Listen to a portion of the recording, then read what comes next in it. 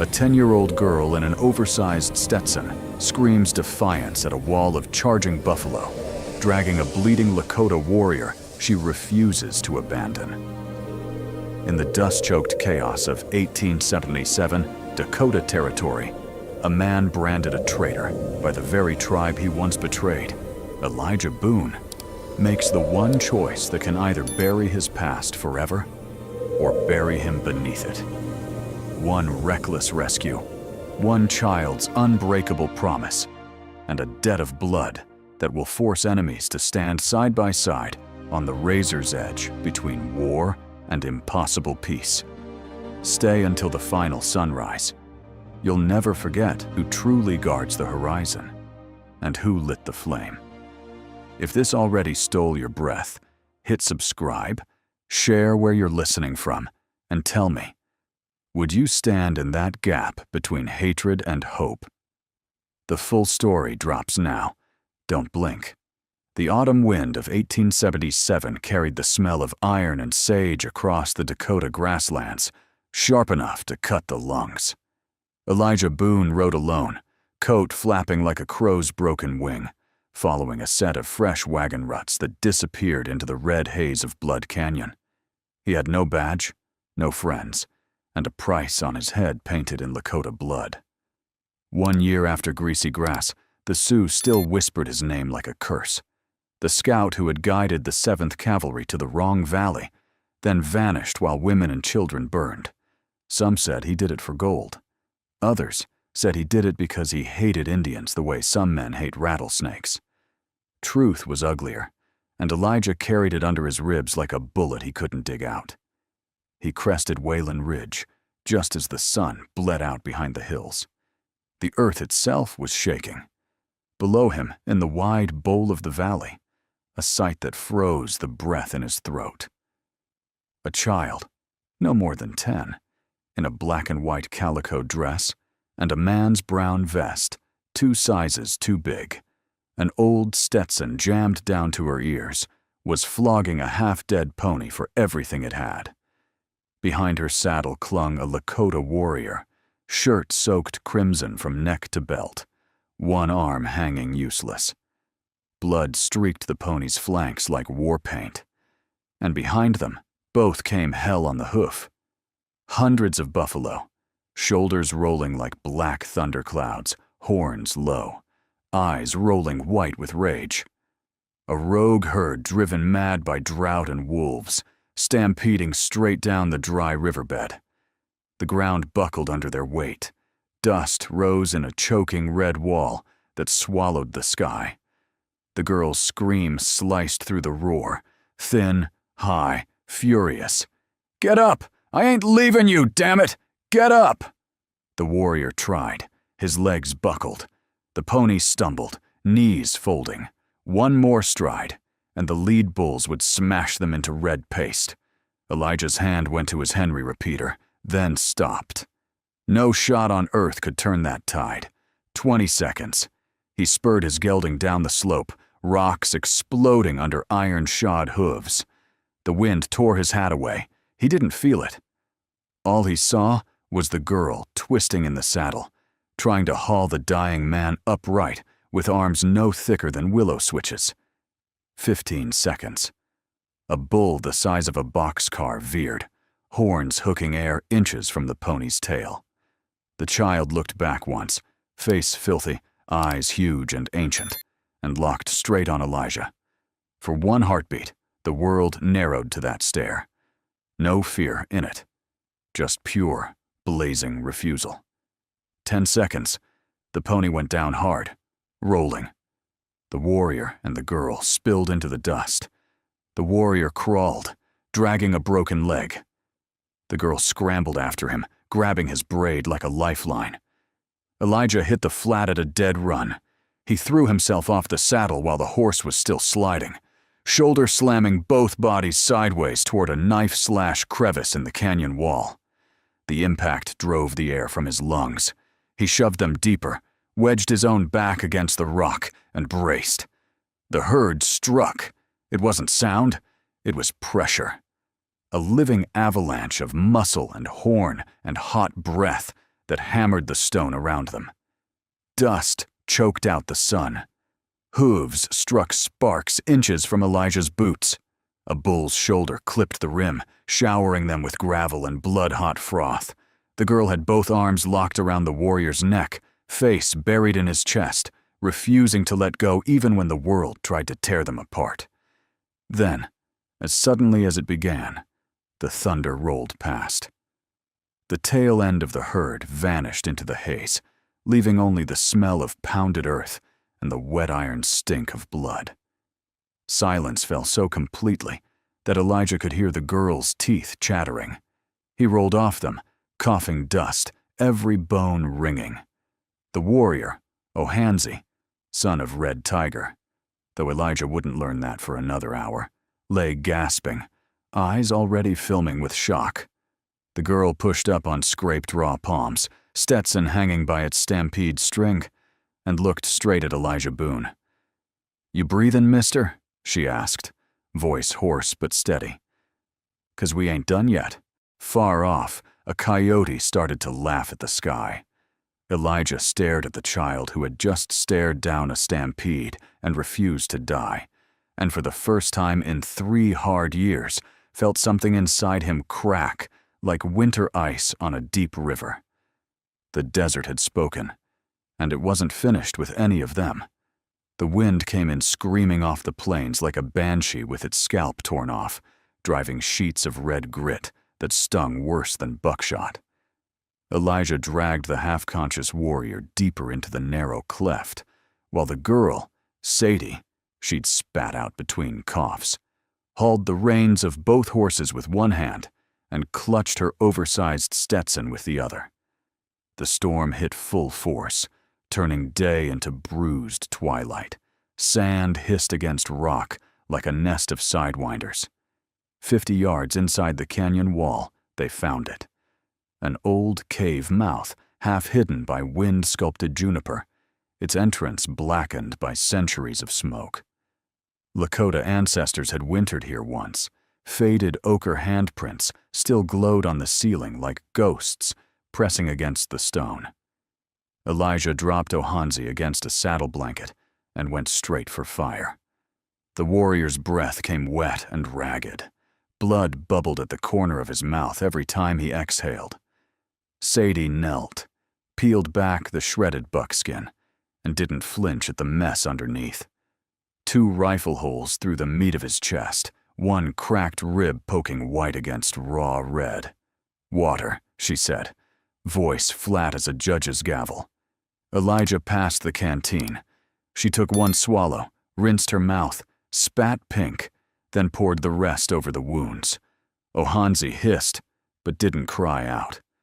The girl tore strips from her own petticoat, black and white calico turning dark with blood, and packed the holes tight.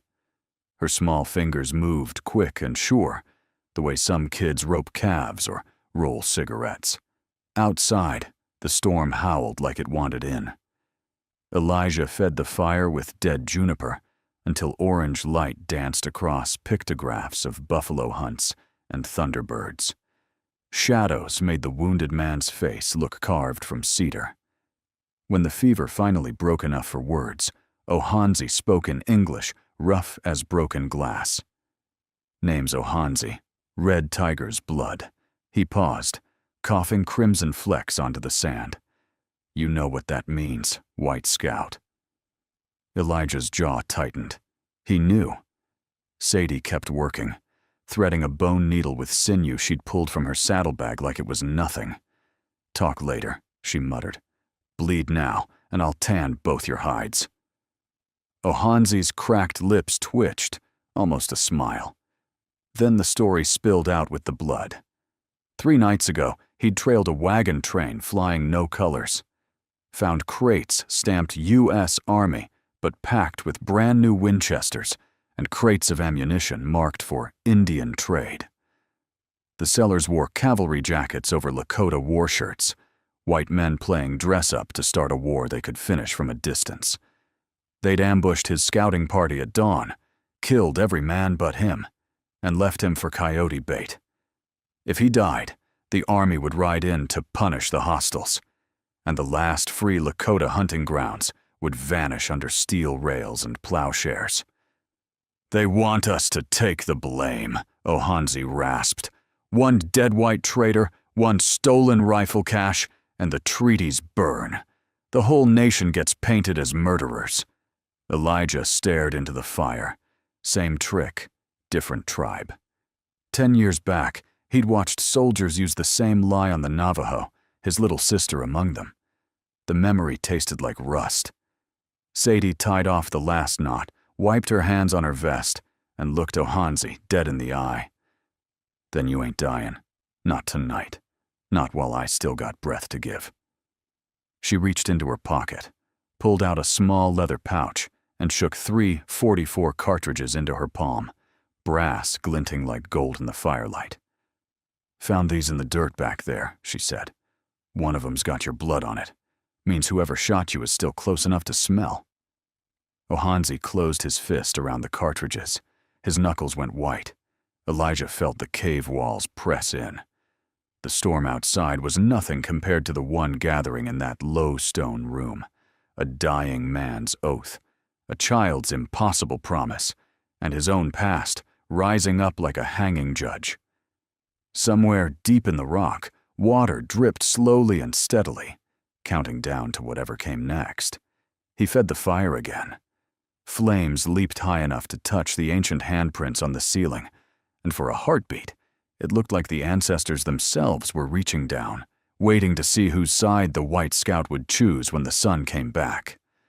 Dawn cracked open the sky like a rifle shot, spilling cold gold across the flats. The storm had blown itself out sometime after midnight, leaving the world scoured clean and smelling of wet iron. Elijah led the string, his own gelding, Sadie's half-lame pony, and Ohanzi lashed across the saddle like a rolled blanket, breathing shallow but steady. The girl rode double behind Elijah now, small fists knotted in his coat, chin high, Stetson pulled low against the glare. They followed the dry wash north, hooves clacking over baked clay and sun-bleached bones. Sacred Divide rose ahead, a ragged scar of red buttes guarding the last free Lakota valley. Smoke curls lifted thin and straight from hidden cook fires. Elijah tasted smoke and sage and the sour knot in his gut that said this could end with arrows in his back. Half a mile out, the ridge erupted. 20 riders burst from the rocks in perfect silence, ponies painted for war, lances tipped with trade steel. They fanned wide, cutting off every angle of escape, then froze, bows half drawn, rifles at cheek. No one spoke. The only sound was wind, snapping rawhide and the creak of saddle leather. Elijah reined in slowly, palms open. Sadie sat straighter, like she'd been born to this moment. From the center of the line rode Red Tiger. He was taller than memory, hair hanging in 2 thick braids wrapped with eagle feathers, face carved deep by wind and grief. A single scar ran from left temple to jaw, old cavalry saber work. His eyes locked on the bundle across the saddle, then flicked to Elijah with the flat, killing look of a man who had already buried too many sons. The chief swung down without a word and walked forward. Every warrior tracked him, bows still half-cocked. Red Tiger knelt, cut the ropes with one stroke of his knife, and eased Ohanzi to the ground. The boy's eyelids fluttered. A sound came out of the chief. Low, animal, half sob, half growl. He pressed his forehead to his son's and stayed there, unmoving. Then he rose. The knife was still in his hand. He stepped toward Elijah, slow and deliberate, blade catching the sun like a shard of ice. 20 rifles lifted a fraction. Elijah felt the weight of every eye, every grudge, every ghost from greasy grass riding the air between them. Red Tiger stopped a lance length away. "You brought my son home," he said in English, as hard as flint. "But your shadow killed my brothers. Blood remembers." Elijah didn't flinch. "I remember too. I live with it every mile I ride. The chief's gaze slid to Sadie. The girl met it square, chin lifted, dust streaking her cheeks like war paint. Red Tiger's voice dropped to a whisper that somehow carried to every warrior on the ridge. "Child, step away.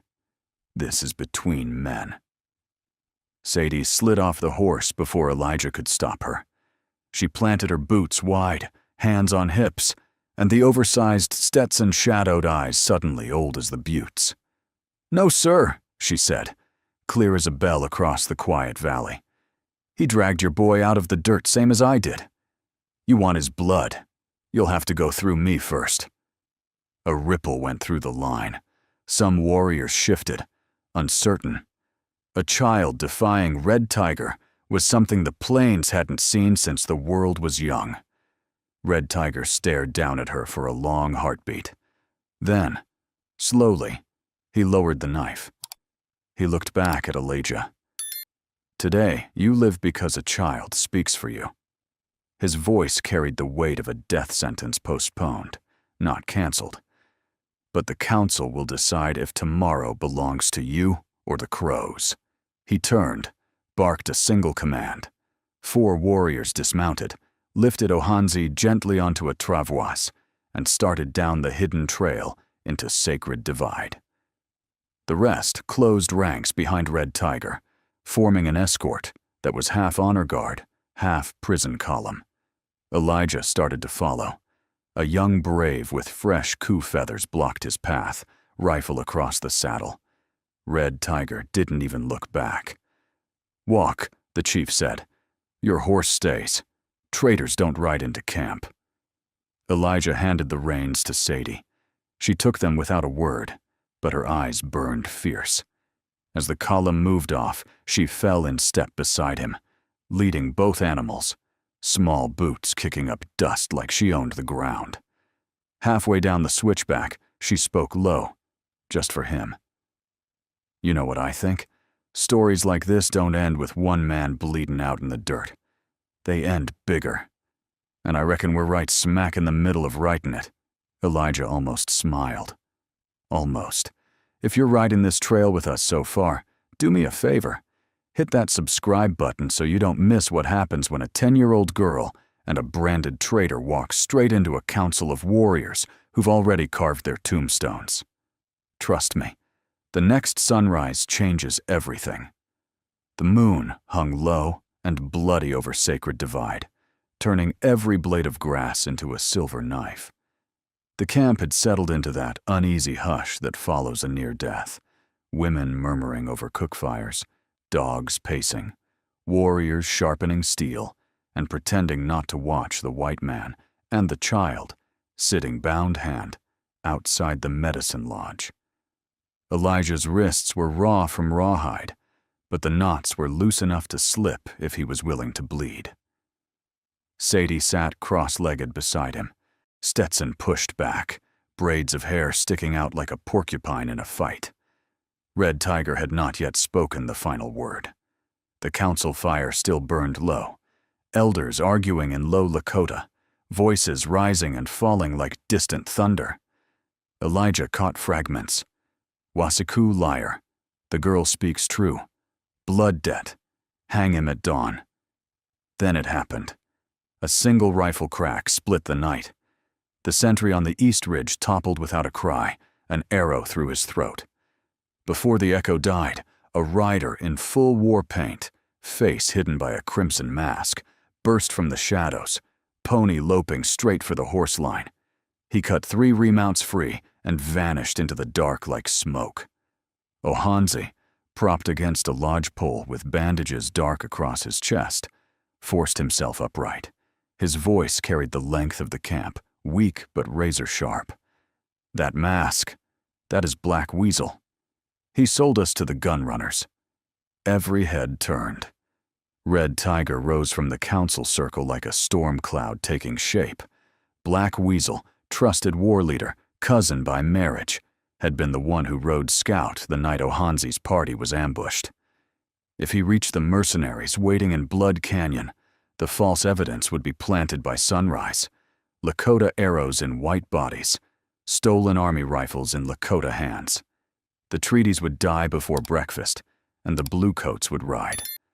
Red Tiger's gaze swept the camp and landed on Elijah.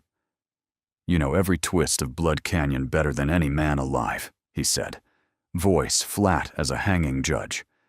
"Ride with us. Bring him back alive, or bring back proof he's dead. Then we talk about your neck." The rawhide fell from Elijah's wrists. A warrior tossed him a loaded Spencer and a fresh horse, black as sin, eyes rolling white. Sadie was already swinging up bareback on her pony, reins between her teeth, Henry's rifle across her lap like she'd been born to it. Red Tiger raised one hand. 20 riders formed behind him in perfect silence. No war cries, just the creak of leather and the low snort of ponies tasting blood on the wind. They hit the trail at a gallop, moonlight flashing off lance tips and braided hair. The canyon swallowed them whole, red walls rising sheer, narrow as a grave. Hooves struck sparks on shale. Somewhere ahead, Black Weasel rode for his life and for the death of every soul behind him. The chase narrowed to a knife-edge path above a 1,000-foot drop. Black Weasel's pony stumbled, recovered, then blew a shoe against flint. Elijah gained ground, Spencer at his shoulder. A bullet whined off rock inches from his ear, mercenaries waiting in ambush. Dynamite roared. The trail ahead erupted in orange fire and flying stone. Half the canyon face peeled away, thundering down like the wrath of forgotten gods. Elijah's horse reared. He hit the dirt rolling. When the dust cleared, the path was gone. Nothing but air and screaming rock between them and Black Weasel. Ohanzi's pony went over the edge with a shriek cut short by impact far below. Elijah scrambled forward on his belly and elbows. Ohanzi clung to a scrub pine 20 feet down the slide, one hand slipping, blood slick on bark. "Hold on!" Elijah looped his lariat, flung it. The loop settled over Ohanzi's shoulders just as the pine tore free. Stone rained. Elijah braced his boots against a boulder, rope cutting into his palms like hot wire. Red Tiger was there in an instant, adding his weight. Together, they hauled the wounded man up inch by bloody inch. Black Weasel's laughter echoed from the far side of the new chasm, mocking, triumphant. Then another explosion sealed the mercenaries' escape route behind a wall of rubble. The hunt was over. For tonight. Red Tiger knelt beside his son, knife out, ready to cut Elijah's throat for failing. Instead, the chief looked at the rope burns on Elijah's hands, at the dust and blood caking both men, and something ancient shifted behind his eyes. Far below, a loose stone finally hit bottom, one sharp crack that sounded like the world breaking in half. The first pale blade of sunrise sliced across Sacred Divide, turning the red cliffs the color of fresh liver. Dust from the night's collapse still hung in the air like gun smoke that refused to drift. Red Tiger stood over the broken trail, knife still in his fist, staring down at the man who had just pulled his son from the jaws of the canyon. Elijah's palms were shredded meat, blood dripping steadily onto the stone. Ohanzi lay between them, chest heaving, alive only because two enemies had chosen, in the same heartbeat, to haul on the same rope. Silence stretched thin as rawhide. Then Red Tiger did something no warrior in the valley had ever seen. He reversed the knife and drove it point first into the dirt at Elijah's feet. "Old blood ends here," he said, voice rough as a grinding stone. "The canyon took its price tonight. It took Black Weasel's trail and half my hate with it." He turned to the riders who had followed them through the dark, 20 hard faces streaked with dust and doubt. With a single sweep of his arm, he brought them to their knees, not in defeat, but in respect. A low drum began somewhere deep in the camp, slow as a dying heart. Women appeared at the edges of the lodges, children behind them. The council fire from the night before was kicked alive again, Fresh cedar flared, sending sweet smoke skyward. Red Tiger spoke to the gathering nation, words rolling out in Lakota first, then hard English for the two outsiders. A child with no tribe refused to let my son die. A man once called a traitor, bled his own hands raw to drag him back from the edge. Tonight, the spirits weighed both deeds on the same scale. The scale did not break.